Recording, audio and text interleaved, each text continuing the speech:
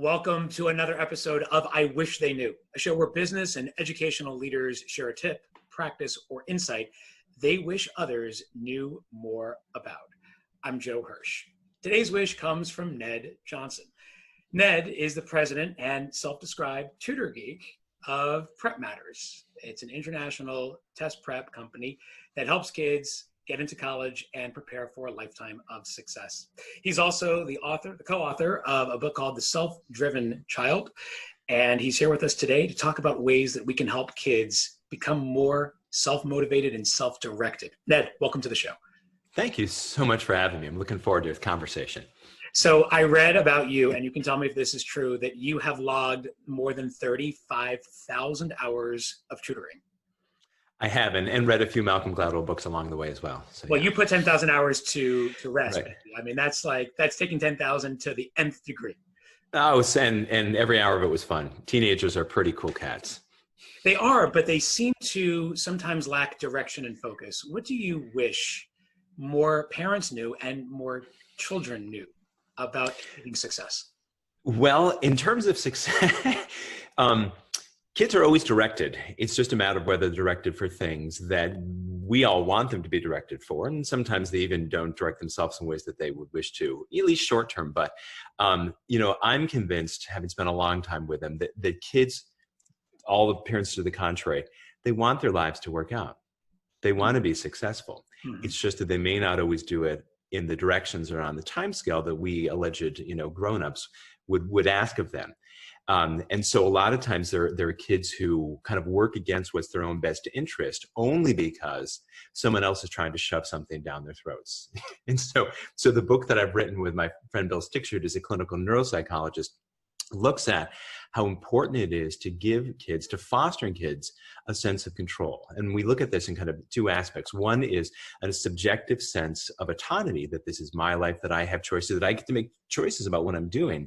And the second sense is the brain system that supports that when we are in our right minds, the prefrontal cortex was the most recently evolved part of the brain that is involved in goal-setting behavior, in cognitive and emotional flexibility that puts things in perspective. When we're in our right minds, that part of our brain regulates the rest of our brain, including the amygdala, which is basically a threat detector.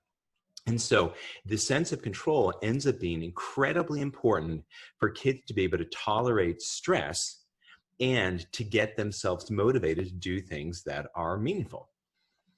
But so many times, students, especially teens, feel like they don't have control, that their lives are being orchestrated and controlled by the adults. Yep. Oh, yes. And, and it's interesting because you think about, a kid who's 4 or 5 or 6 has all this free time at school, free choice. And by the time they get to be 14 or 15 or 16, they have to raise their hands to say, may I go to the bathroom? I mean, imagine if you're at work and you have to ask your director, excuse me, sir, may I have to... Seriously? Despite thousands of studies that show the more autonomy people have, the better are the outcomes for learning, for career success, for physical health, for mental health. I mean, it goes on and on and on and on. And so for me, even though I'm a test prep guy, the most important outcome of high school is not where you go to college. It's the brain that you've wired, the brain that you've sculpted, the brain that you've developed, that you're going to carry into adulthood and the workforce and relationships and the rest of your life. And so we have things backwards when we're not really thinking about the healthy development of brains. We're thinking about all the other things that we think are so important short term. How do we shift that focus from outcomes to inputs, to process instead of product? Well, I mean, there are a few things. I mean, one is that if we're really honest with ourselves, if we recognize that we can't make another living being do something against his will, you can't. And this scares the heck out of parents, right? But if your kid didn't want to do his homework, he could lie flat on the floor, close his eyes. What are you going to do? You're going to prop him up? You're going to duct tape him in a chair? You can't make him do it. Right. What we often do is make it so unpleasant for them to not do it. We use carrots and sticks, right? For anyone who's a fan of Dan Pink and Drive, that's all based on the work of Edward Deci and Richard Ryan's self-determination theory that holds really, if you want intrinsic motivation, you need to foster competency, relatedness, sense of connection, and autonomy. But we tend to screw that up in the balance of it, that we lean so hard on the competency that we erode the relatedness and the autonomy. And so, I just go back over and over. I mean, I've spent, almost 30 years now working with kids. I have neither carrots nor sticks, right? I don't grade them. I don't give them rewards. I don't take with their cell phones. I can't ground them. And it's my gig, hour after hour, year after year, to figure out how to motivate kids, right? And I do it in this way that's incredibly respectful. We have the second chapter in our book is, I love you too much to fight with you about your homework. And we change the energy. We change the energy because at least I was a kid who just viscerally resisted having people make me do things. And that's going to ring true for a lot of people. If you don't like being told what to do, why would you force that on your kid? So many parents at the same time, though, and teachers even, I think, would say the same, is that they're afraid that they don't actually intervene or orchestrate, call the shots and move children to a point of where they feel they're going to be successful, that may not happen at great risk. Take, for example, the recent Varsity Blues scandal. That ultimately originated from a fear that children weren't going to do it on their own. So what do you tell parents who are worried that if they don't intervene, their children aren't going to get to where they need to go? Well, I think that all of our fears are really not about the present. They're about the future, right? And I say this with real sympathy. And I want to point out, again, my partner in Scribe here is a clinical neuropsychologist, right? So he spent 40 years working with kids where learning is hard, right? There's dyslexia, there's ADHD, there are behavioral issues, there are learning issues. They're just these are kids where things are hard. But what happens is when we as adults put more energy into something than kids do, if I as an adult put 80 units of energy trying to get the kid to do 20, and I get more intense and I go to 90, the kid will do 10. It doesn't change. And so unless you want to get on that treadmill of doing this forever, you're putting yourself in a rough position. Bill tells this hilarious story where, when he met with a family, and this is so true for kids where things aren't going well, he asked, if you don't do your homework, who's most upset? And invariably across the board, my mom. And then he used this therapeutic technique, says, okay, after your mom, who's most upset? My dad.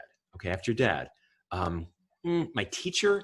After that, my tutor, my therapist, my sister, she hates the fighting, the dog who gets upset when we're yelling at each other. The kid's nowhere on the map. And we all talk about, taking kids and sort of picking them up and carrying them across the finish line, dropping them on the side, going, yay, and giving them a little prize. And then we wonder why kids aren't self-directed. Kids haven't raised themselves. Now, I say this, understanding full well that parents, again, are afraid for the future of their children. And if my kid is having a sucky life now, if my kid is a C student, that she's going to be stuck there forever. But we don't see this happening.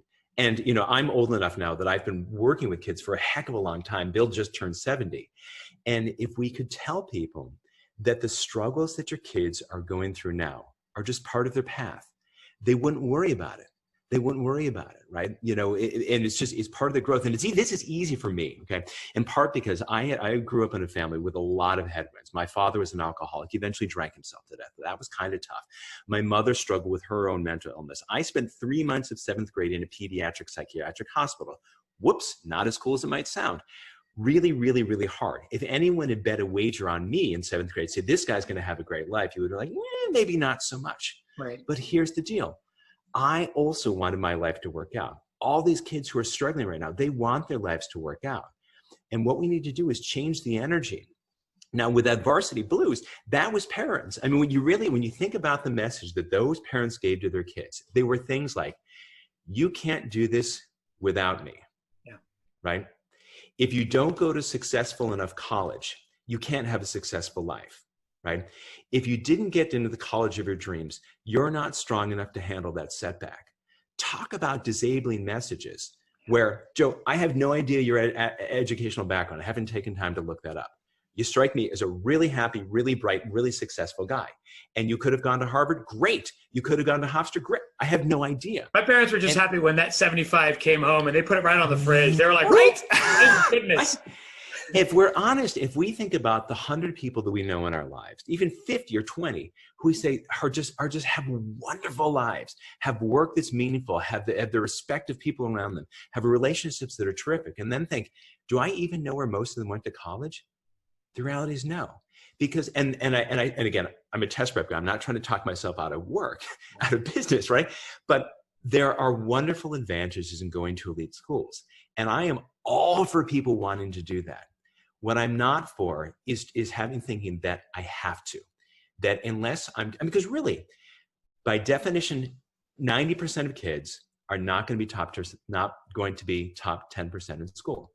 And are we really saying to 90% of the kids who come through the school, you're screwed, you're toast, and you better do whatever you can, including cheating, right? It's worth my going to jail for 4 years so that you can go to Harvard for 4 years? I don't buy that.